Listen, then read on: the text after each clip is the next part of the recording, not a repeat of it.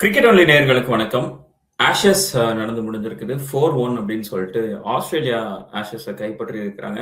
Already நடந்து முடிஞ்சு போன ஒரு சீரீஸ் தான் யார் வின்னர் அப்படின்றது ரொம்ப ஒரு ஆப்வியஸாவே தெரிஞ்சிருச்சு முதல் 3 மேட்ச் எண்ட்லயே. பட் இருந்தாலும் இதுல முதல் 5வது மேட்ச் முடிஞ்சதுக்கு அப்புறம் பல கான்வர்சேஷன்ஸ் எழுந்திருக்குது. பல மாற்றங்கள் இங்கிலாந்துல செய்யணும் அப்படின்னு சொல்லிட்டு பல கான்வர்சேஷன்ஸ் எழுந்தது நம்மளால பார்க்க முடியுது. அண்ட் இந்த சீரீஸ் முடிஞ்சதுக்கு அப்புறம் எழுந்த கான்வர்சேஷன்ஸ் வச்சுதான் இந்த டிஸ்கஷன் அப்படின்றது இருக்க போது. யாரோட பேச போறோம் அப்படின்னா கிரிக்கெட் அனாலிஸ்ட் கிருபாகரோட. வணக்கம் ப்ரோ. வணக்கம் ப்ரோ. ஸோ ஆஷஸ் வந்து ஒரு எக்ஸ்பெக்டட் ரிசல்ட் அப்படின்ற மாதிரி நம்ம சொல்லிடலாம். ஏன்னா அந்த ரெண்டு டீமோடைய ஃபார்ம் மூவிங் சொல்றது ஒரு building up to the series. ரெண்டு டீமோடைய ஃபார்மை வச்சு பார்க்கும்போதே மோரர்லெஸ் இந்த ஆஷஸ்ல இதுதான் நடக்க போகுது அப்படின்ற ஒரு ரிசல்ட் நம்மளால கணிக்க முடிஞ்சதா இருந்தது. பட் இருந்தாலும் இங்கிலாந்துடைய ஃபைட் நம்மளால பெருசா பார்க்க முடியலையோ அப்படின்றதுதான் நிறைய பேருடைய ஃப்ரஸ்ட்ரேஷனாகவும் இருந்தது. நிறைய இடத்துல ரொம்ப ஈஸியா ஃபோல்ட் ஆயிட்டாங்களோ அப்படின்ற மாதிரி. இந்த சீரீஸ் வந்து இங்கிலாந்துக்கு எந்த மாதிரியான ஒரு பாடத்தை கற்றுக் கொடுத்துச்சுன்னு நினைக்கிறீங்க? ஸோ இங்கிலாந்துக்கு வந்து எப்பவுமே இந்த ஆஸ்திரேலியா போகும்போது அவங்க ஒரு பாடத்தை கத்துட்டு தான் போவாங்க அப்படிங்கிற மாதிரி. ஏன்னா 2015 ஓடிஐ டீம்ல வந்து அவங்க அந்த வேர்ல்ட் கப் தோத்த அப்புறம் பெரிய சேஞ்சஸ் பண்ணாங்க ஓடிஐ கிரிக்கெட்ல. அதனாலதான் இந்த 2019 அந்த டீம் வின் பண்ணுச்சு அப்படின்னே சொல்லலாம். ஸோ அதே மாதிரி இப்போ இருக்க இங்கிலாந்து டீம் இந்த இடத்துல முடிச்சுப்பாங்க அப்படின்னு நினைக்கிறேன். ஆஸ்திரேலியால இருந்து போகும்போது இந்த பஸ் பால் எல்லாம் தூக்கி போட்டுட்டு இன்னைக்கு இந்த சீரீஸ் ஒருவேளை பஸ் பாலை தூக்கி போட்டுட்டு ஒரு ட்ரெடிஷனல் கிரிக்கெட் ஆடி இருந்தாங்க அப்படின்னா ஆஸ்திரேலியாவுக்கு டஃப் கொடுத்துருக்கலாம். மைட் பி ஒரு சான்ஸ் எடுத்து இந்த சீரீஸை வின் பண்ணிருக்கலாம். இந்த சீரீஸ் எடுத்துட்டீங்க அப்படின்னா எல்லா மேட்சுமே ஒரு செஷன் 1.5 செஷன் அவங்க அவுட் பிளே ஆனனால மட்டுமே இந்த சீரீஸ் இழந்திருக்காங்க அப்படின்னு சொல்லலாம். ஆஸ்திரேலியாவை பொறுத்த வரைக்கும் ஆஸ்திரேலியாவுமே ஒரு பெரிய டிரான்சிஷன் ஃபேஸ்ல இருக்க ஒரு டீம் தான்.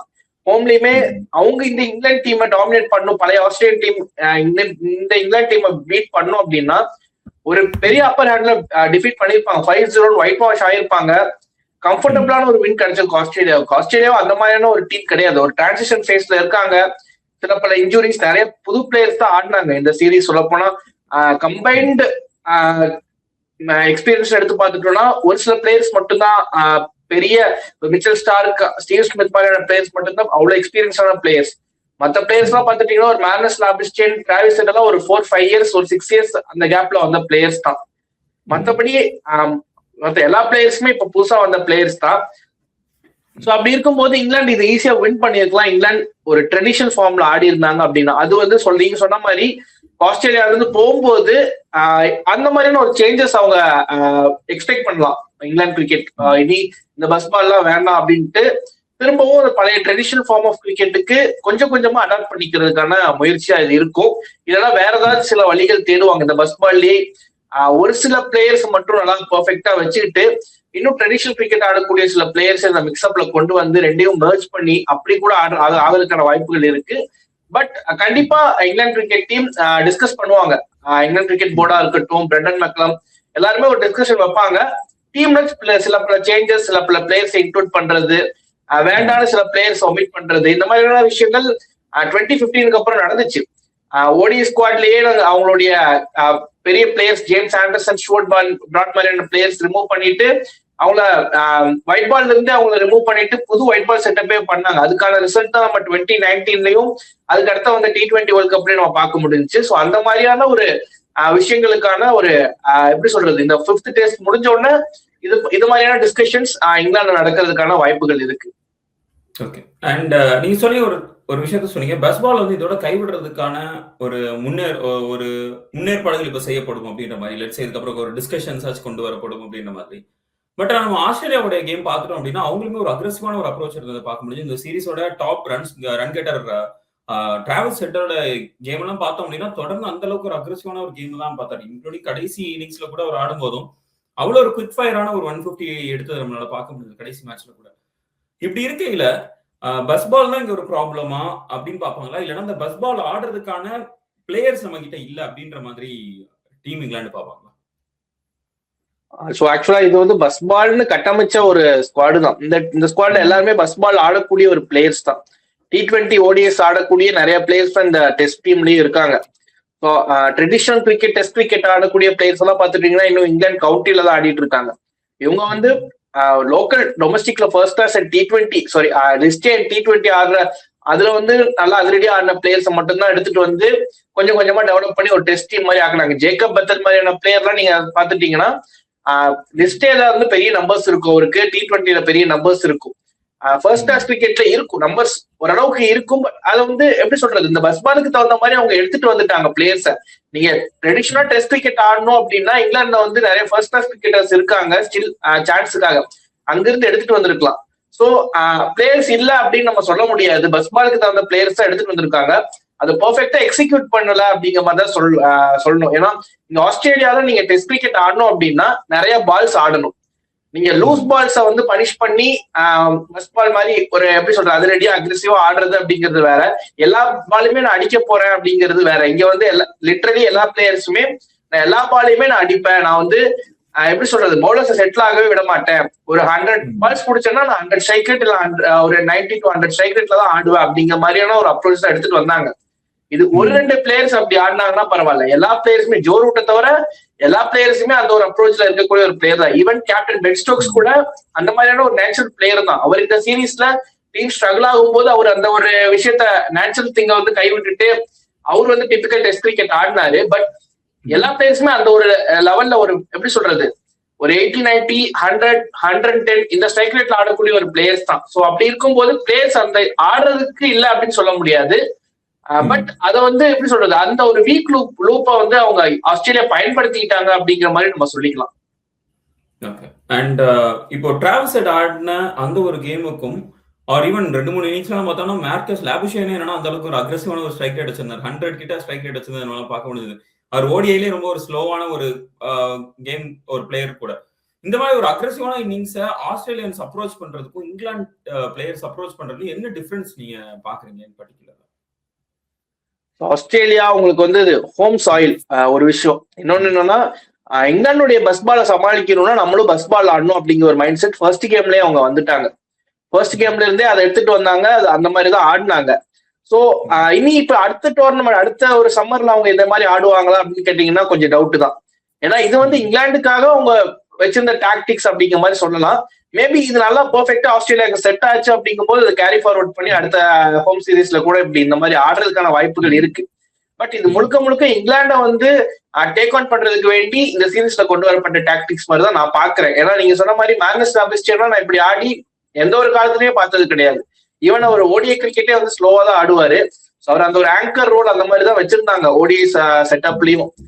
சோ இந்த மாதிரியான ஒரு பிளேயர் அப்படி ஆடுறாரு அப்படிங்கும் போது இது இந்த ஒரு மைண்ட் செட்ல தான் போயிருப்பாங்க. பஸ் பால நம்ம பஸ் பால் வச்சே நம்ம அடிக்கலாம் அப்படிங்கிற மாதிரி தான். ஏன்னா இந்த பஸ் பால் கொஞ்சம் ஒரு சில விஷயங்கள் இப்போ ஆஸ்திரேலியன் கிரிக்கெட் இந்த டிரான்சிஷன் ஃபேஸ்ல இருக்குன்னு நான் சொன்னேன். ஸோ நிறைய ஜூனியர் பிளேயர்ஸ் இருக்காங்க. இந்த பஸ் பால் கொஞ்சம் ஸ்லிப் ஆகி இப்போ ஆஸ்திரேலியா டிபிக்கல் அவங்க ட்ரெடிஷனல் கிரிக்கெட் ஆடி பஸ் பால் இங்கிலாந்து வந்து ஒரு 2-3 செஷன் டாமினேட் பண்ணிட்டாங்க அப்படின்னா அந்த கேம் வந்து ஆஸ்திரேலியா கையில இருந்து இங்கிலாந்துக்கு போறதுக்கான வாய்ப்புகள் நிறைய இருந்திருக்கும். அப்படி இப்போ இந்த சீரீஸே பாத்துட்டீங்கன்னா ஒரு 1.5 ஃபேஸ் டிஃபரன்ஸ் தான் எல்லா மேட்சுமே இங்கிலாந்து லூஸ் பண்ணாங்க அப்படிங்கிற மாதிரி இருக்கு. ஸோ அப்படி இருக்கும்போது ஆஸ்திரேலியாவுடைய பிளான் அப்படிங்கிறது இந்த ஒரு 1.5 ஃபேஸ் அப்படிங்கிற டிஃபரன்ஸ் எங்கிருந்து கொண்டு வந்தாங்க அப்படின்னா அவங்க ஆடுற பஸ் பால் ஆஸ்திரேலியா ஆடக்கூடிய அந்த அக்ரெசிவ் பிளேல. ஸோ டிராவிஸ் ஹெட்டா இருக்கட்டும், ஒரு மேக்னஸ் லாபுஷேனா இருக்கட்டும், நாங்க வந்து அதிரடியா ஆடுறோம். ஸோ இந்த டிஃபரன்ஸ் அவங்க பஸ் பால்ல வந்து ஒரு 100 ஸ்ட்ரைக் ரேட்ல ஆடினா கூட நாங்க வந்து ஒரு 100 ஸ்ட்ரைக் ரேட்ல ஆடி 120 ஸ்ட்ரைக் ரேட்ல ஆடி நாங்க வந்து அதை ஈக்குவலைஸ் பண்ணிடுறோம். மற்ற பிளேயர்ஸ் எல்லாம் நீங்க டிபிக்கல் டெஸ்ட் கிரிக்கெட் ஆடி அந்த ரன் பேலன்ஸ அவங்ககிட்ட இருந்து லீட் எடுத்துருங்க அப்படிங்கிற மாதிரிதான் அந்த சில விஷயங்களை நம்ம பார்க்க முடிஞ்சிச்சு. ஸோ இதுதான் ஆஸ்திரேலியாவுடைய அப்ரோச்சா இருந்திருக்கு. இதுக்கப்புறம் நம்ம இதே மாதிரி ஆஸ்திரேலியாவை பார்க்க முடியுமா அப்படின்னு கேட்டீங்கன்னா வாய்ப்புகள் கொஞ்சம் கம்மி அப்படிங்கிற மாதிரி தான் பார்க்க முடியும். ஒரு சப்கான்டினென்ட்ல வரும்போதோ இல்ல அடுத்த ஆஸ்திரேலியன் சீரீஸ் அடுத்த சம்மர்ல அவங்க விளையாடும் போதோ இது பார்க்க முடியுமா அப்படின்னு கேட்ட டவுட் தான். மேபி இது ஒர்க் அவுட் ஆகி வேணா அது ட்ரை பண்றதுக்கான திரும்ப இந்த ஸ்டைல் ஆஃப் பிளே அவங்க எடுத்துட்டு வரலாம் அப்படின்னு நினைச்சாங்கன்னா எடுத்துட்டு வரலாம். ஓகே. அண்ட் ஆஸ்திரேலியாவுடைய பவுலிங் அட்டாக்க எப்படி பாக்குறீங்க? ஏன்னா உங்களுக்கு ஹேசல்வுட் மாதிரியான ஒரு பிளேயர் இல்ல, அண்ட் அட் சேம் டைம் உங்களுக்கு பேட் கமின்ஸ் டீம் கேப்டனே இல்லாம தான் அதிக மேட்சஸ் அவங்க கிளம்புறதுனால பார்க்க முடிஞ்சது. இந்த மாதிரியான பேஸ் அட்டாக் வந்து பெருசா அவங்கள்ட்ட இல்லாமலே இந்த மாதிரியான ஒரு டாமினன்ஸை இங்கிலாந்து பேட்டர்ஸ்க்கு கொடுக்கறதுக்கு என்ன காரணம் நினைக்கிறீங்க?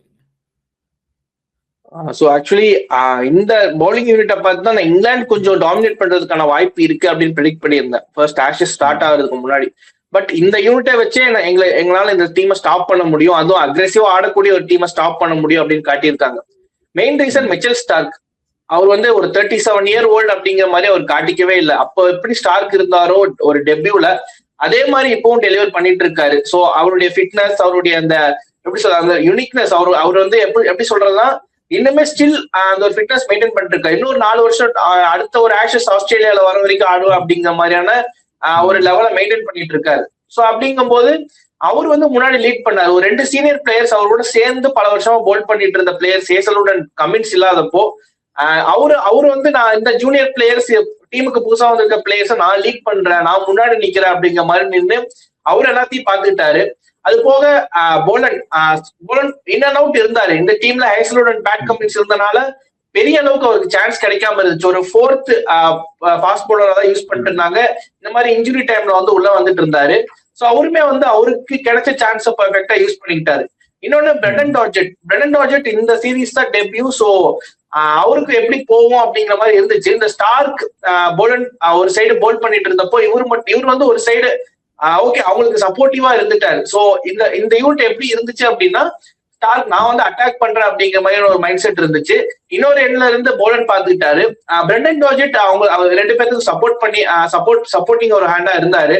இது போக கிரீனுக்கு வந்து ஒரு சுமாரான ஒரு சீசனா தான் இந்த சீசன் அமைஞ்சது. ஏன்னா இன்ஜுரியில இருந்து வராரு. ஸோ அது வந்து ஒரு பெரிய ஆக்சுவலா இந்த பஸ்பாலுக்கு எகேன்ஸ்டா எபோ 6 நினைக்கிறேன் அவரோட எக்கனாமி. இந்த மேட்ச்ல கூட எல்லா மேட்சுமே அவருக்கு பெருசா சுமாரான ஒரு சீசனா தான் இருந்திருக்கு இந்த ஆஷஸ் கிரீனை பொறுத்த வரைக்கும். அது போக மத்த போலர்ஸ் அப்படியே வச்சு பார்ட் டைமர்ஸ் வச்சு ஓட்டிக்கிட்டாங்க. ஸ்பின்னர்ஸுமே பெருசா பார்த்துட்டீங்கன்னா ஆஸ்திரேலியாவுக்கு அந்த அளவுக்கு கை கொடுக்கல. இப்போ லாஸ்ட் மேட்ச்லயே கூட மைக்கேல் லெசர், டிராவிஸ் ஹெட், லாபிஸ்டேன் இவங்களை வச்சுதான் ஸ்பின் பவுலிங் யூனிட்ட கொஞ்சம் லைட்டா ஓட்டுனாங்க. ஸோ அப்படிங்கும் போது பவுலிங் யூனிட் பெரிய அளவுல ஆஸ்திரேலியாவுக்கு பாத்துட்டீங்கன்னா இந்த 3 ஃபாஸ்ட் பவுலர்ஸ் அதுலயும் மெயினா மிச்சல் ஸ்டார்க்கு மட்டுமே வச்சு ஓடிட்டாங்க அப்படிங்கிற மாதிரி தோணுது. இங்கிலாந்து ஒருவேளை நல்லா ஆடி இருந்தாங்க, இன்னும் கொஞ்சம் புஷ் பண்ணியிருந்தாங்க அப்படின்னா இந்த பவுலிங் யூனிட்டை கொஞ்சம் உடைச்சிருக்கலாம். மேபி இப்ப இங்கிலாந்துக்கு பதிலாக ஒரு நியூசிலாந்தோ இல்ல சவுத் ஆப்பிரிக்கா மாதிரியான ஒரு குவாலிட்டி சைடு வந்திருந்தாங்க அப்படின்னா ஆஸ்திரேலியாவோட இந்த பவுலிங் லைனா நமக்கு வீக்கரா தெரிஞ்சிருக்கும். ஸோ இங்கிலாந்து இந்த சீரீஸ் சரியா ஆடாததால இந்த பவுலிங் யூனிட் ஓரளவுக்கு ஸ்ட்ராங்கா இருக்க மாதிரி நமக்கு தெரிஞ்சிருக்கு. பட் இதுலயும் கொஞ்சம் வீக் லிங்க்ஸ் இருக்கு. ஓகே. அண்ட் மூவிங் ஃபார்வர்ட் இங்கிலாந்துக்கு இது எந்த மாதிரியான ஒரு சேஞ்சஸ் கொண்டு வர நினைக்கிறீங்க? இது வந்து ரொம்ப ஓப்பனா கேட்கணும் அப்படின்னா கோச்சிங்ல சேஞ்சஸ் வரக்கான சான்சஸ் இருக்கா? கோச் அண்ட் கேப்டன்ல எதுவும் சேஞ்சஸ் வரக்கான வாய்ப்பு இருக்கா? அப்படி வரணும்ன்ற அவசியம் இருக்குதுன்னு நினைக்கிறீங்களா நீங்க? எஸ், கண்டிப்பா இருக்கு அப்படிங்கிற மாதிரிதான் இப்போ இந்த ரிசல்ட்ஸ் எல்லாம் பேஸ் பண்ணி சொல்லலாம். ஏன்னா பெரிய அளவுக்கு பிரெண்டன் மெக்கலமுடைய கோச்சிங் ஸ்டின்ட்ல வந்து பெரிய ரிசல்ட்ஸ் பார்க்கவே இல்லை. ஹோம்லயும் சரி அவேலையும் சரி. ஒரு சீரீஸ் பாகிஸ்தான்ல வின் பண்ணாங்க. ஒரு சீரீஸ் பாகிஸ்தான்ல வின் பண்ணாங்க. இன்னொரு சீரீஸ் இந்தியா அங்க போய் டிரா தான் பண்ணாங்க, அது ஹோம் சீரீஸ்ல. ஸோ அப்படிங்கும் போது பெரிய வெஸ்ட் இண்டீஸ் கூட அவங்க லூஸ் பண்ணாங்கன்னு நினைக்கிறேன். எகெயின்ஸ்ட் வெஸ்ட் இண்டீஸ் லூஸ் பண்ணாங்க. ஸோ அப்படி இருக்கும்போது பெரிய ரிசல்ட் கொடுக்கவே இல்லை பிரெண்டன் மெக்கலமுடைய கோச்சிங் ஸ்டின்ட்ல. ஸோ சேஞ்ச் பண்ணணும் அப்படிங்கிற மாதிரி தான் என்னுடைய opinion. But England cricket board இன்னொரு ஒரு வருஷம் கான்ட்ராக்ட் எத்தனை வருஷம் இருக்கு அப்படின்னு தெரியல. பட் இது வந்து ஒரு எப்படி சொல்றது இந்த லூஸ்க்கு அப்புறம் ஆஷஸ் அப்படிங்கிறது அவங்களுக்கு போத் ஆஸ்திரேலியா அண்ட் இங்கிலாந்து 2 டீமுக்குமே வந்து அது ஒரு வேர்ல்ட் கப்புக்கு ஈக்குவலான ஒரு விஷயம். அப்படிங்கும் போது இந்த அளவுக்கு 4-1 அப்படின்னு தோத்துருக்காங்க அப்படிங்கும்போது கண்டிப்பா யோசிப்பாங்க அடுத்த ஆஷஸ் நம்ம என்ன பண்ணலாம், அடுத்த 2 வருஷத்துல நம்ம என்ன பண்ணலாம், இனி வேர்ல்ட் டெஸ்ட் சாம்பியன்ஷிப் இந்த டைம் குவாலிஃபை ஆக முடியுமான்னு தெரியல. ஸோ அடுத்த சைக்கிளுக்கு வேர்ல்ட் டெஸ்ட் சாம்பியன்ஷிப்புக்கு என்ன பண்ணலாம், இன்னும் டைம் இருக்கு. ஸோ அதுக்கு தகுந்த மாதிரியான ப்ரிப்பரேஷன்ஸ் இப்பயே ஸ்டார்ட் பண்ணோம் அப்படின்னா கோச்சை சேஞ்ச் பண்ண வேண்டிய ஒரு அவசியம் இருக்கும். கேப்டனை பொறுத்த அளவுக்கு ஒரு நல்ல மைண்ட் செட் இருக்க ஒரு கேப்டன், ஒரு பாசிட்டிவ் மைண்ட் செட் இருக்க ஒரு கேப்டன். ஸோ பென் ஸ்டோக்ஸை சேஞ்ச் பண்ணுவாங்களா அப்படின்னு தெரியல. பட் பிரெண்டன் மெக்கலம் கோச்சிங் ஸ்டின்ட்ல இருந்து வெளியே போறதுக்கான வாய்ப்புகள் இருக்கு. ஸோ இங்கிலாந்துல இருந்து ஒரு நல்ல கோச், இதுக்கு முன்னாடி சில்வர்வுட் இருந்தாரு, அந்த மாதிரியான ஒரு கோச்சை வந்து எக்ஸ்பெக்ட் பண்ணுவாங்க அப்படின்னு நான் எக்ஸ்பெக்ட் பண்றேன். Okay, thank you so much Kirubakaran. உங்களோட நேரத்துக்கும் உங்களோட கருத்துக்கும் ரொம்ப ரொம்ப நன்றி. தேங்க்யூ. Thank you bro.